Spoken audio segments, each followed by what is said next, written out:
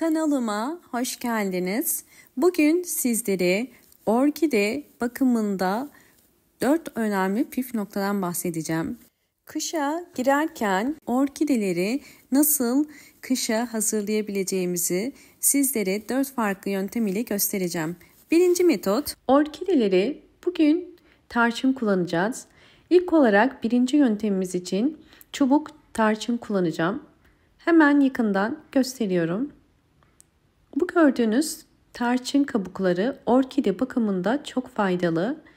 Bunu ilk olarak nasıl kullanacağız? Hemen birinci metodumuza geçelim.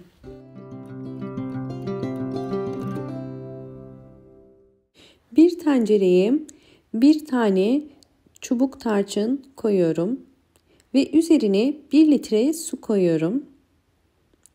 Daha sonra bunu ocağın üzerine koyup altını açacağım ve kaynamasını bekleyeceğim.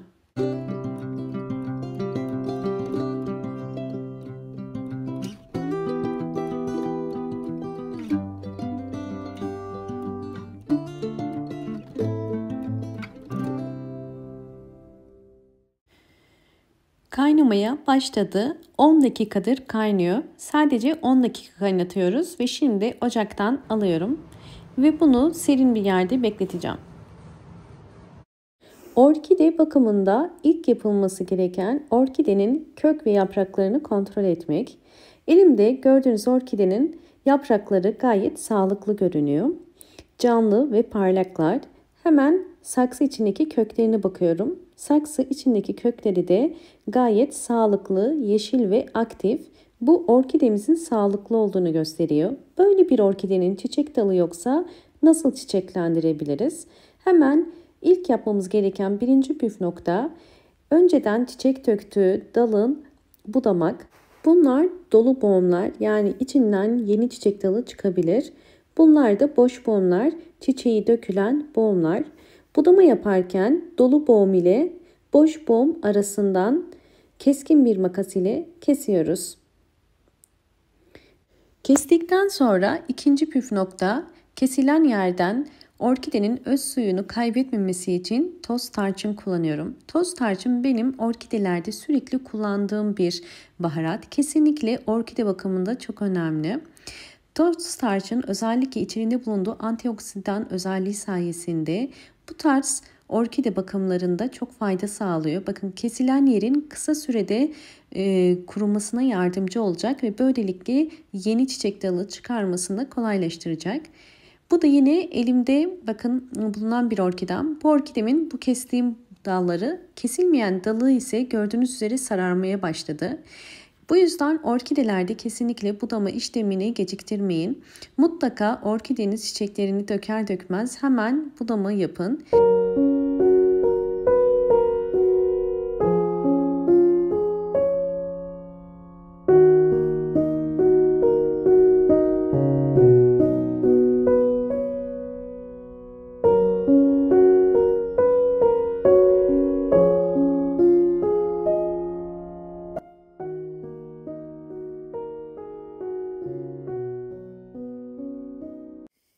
Şimdi sizlere ikinci metoda geçiyorum. İkinci metot, orkidelerde mantar hastalığında toz tarçın nasıl kullanılır? Orkidede mantar hastalığın olduğunu, yapraklarda sararmalar oluyorsa ya da yapraklarda siyah sararmalarla birlikte siyah lekeler oluşuyorsa ya da orkidenizin çiçekleri birdenbire sararıp solup dökülüyorsa ve köklerinde de çürüme varsa bu orkidenizde bir mantar hastalığı olduğunu gösterir. Bu şekilde gövdesi su toplayan ve gövde mantarı olan bir orkideyi ilk yapmanız gereken toz tarçın kullanmak. Toz tarçın ile enfeksiyonlu bölgeyi kurutacağız. Toz tarçının antioksidan özelliği olduğu için bu tarz gövde mantarlarında yaprak aralarına döktüğünüz zaman orkide mantarı kısa sürede durmuş olur.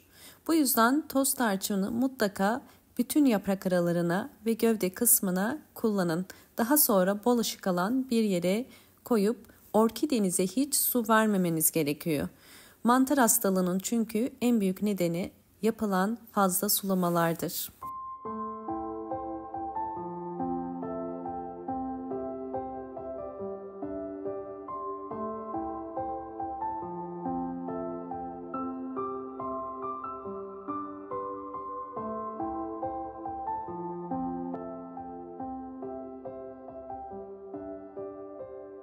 Evet, artık su yeterince soğudu. Şimdi süzüyorum. Ölçü olarak 200 milim tarçınlı su kullanacağım ve bunun üzerine 400 milim su koyuyorum.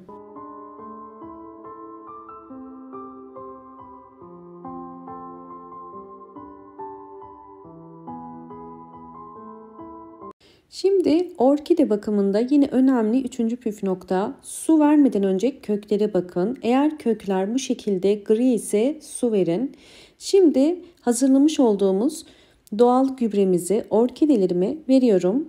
Her bir orkide saksısı için 5 yemek kaşığı vermeniz yeterli. Yine bakın, özellikle kökleri çok çürüyen ve kalmayan kökleri varsa bu tarz orkidelerde de mutlaka yine kullanmanızı tavsiye ederim. Çünkü saksı içerisindeki çürüklerin durmasına yardımcı olur. Tarçınlı su hem orkidenizi böceklerden ve hastalıklardan korur, hem de orkidelerinize gübre olarak bol bol yeni çiçek dalı çıkarmasını kolaylaştırır. Orkidelerde yaprak sararmaları, dal sararmaları varsa yine tarçınlı suyu tavsiye ederim. Bol bol yeni yapraklar ve canlı sert yaprakları sahip olmasına yardımcı olur. Hemen sonuçları gösteriyorum. Öncesinde videomu buraya kadar izleyip beğendiyseniz bana destek olmak için hemen beğen tuşuna basıp kanalıma da abone olabilirsiniz.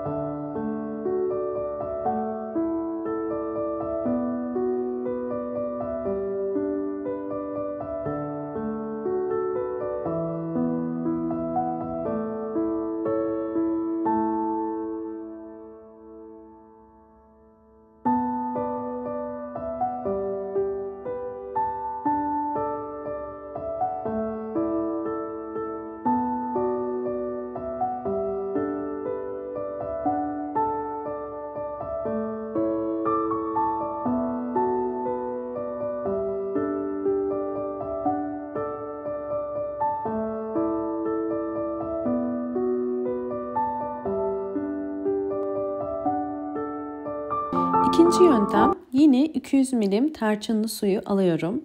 Bu yöntemde orkide yapraklarını dezenfekte edeceğiz.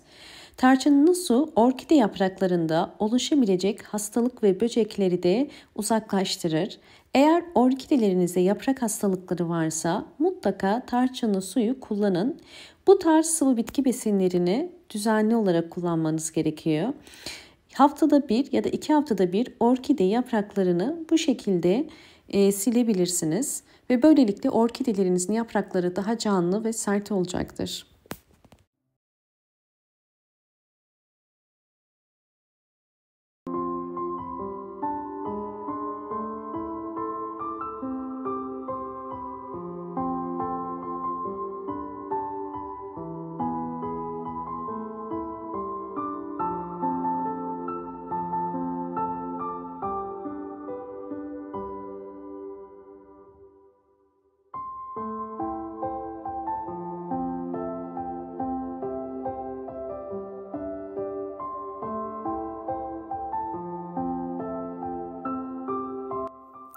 Orkidelerimin gelişimlerini sizlerle paylaşacağım. Öncesinde videomu buraya kadar izlediyseniz ve beğendiyseniz hemen beğen tuşuna basıp kanalıma da abone değilseniz eğer bana destek olmak için abone olabilir ve videolarımı sevdiklerinize paylaşarak daha fazla kişiye ulaşmasına yardımcı olabilirsiniz. Aynı zamanda videolarımda İngilizce seslendirme özelliği de mevcuttur. Lütfen İngilizce seslendirmeyi açmayı unutmayın ve kendi ana dilinizde altyazıları da takip edebilirsiniz.